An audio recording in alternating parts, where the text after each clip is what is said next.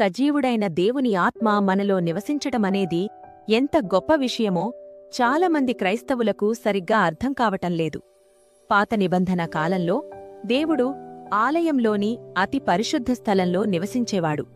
అది ఎంత పవిత్రమైన స్థలమంటే సంవత్సరానికి ఒకే ఒక్కసారి ప్రధాన యాజకుడు మాత్రమే అక్కడికి వెళ్లేవాడు. కాని ఎప్పుడైతే యేసుక్రీస్తు శిలువపై తన రక్తాన్ని చిందించాడో ఆ ఆలయపు తెర పైనుండి కిందకు చినిగిపోయింది.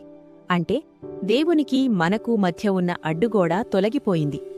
బైబిల్ చెబుతోంది, 1 కొరింథీయులకు 3:16, మీరు దేవుని ఆలయమైయున్నారనియూ దేవుని ఆత్మ మీలో నివసించుచున్నాడనియూ మీరు ఎరుగరా? ఇప్పుడు దేవుడు రాళ్లతో కట్టిన కట్టడాల్లో కాదు, మన హృదయాలలో నివసిస్తున్నాడు.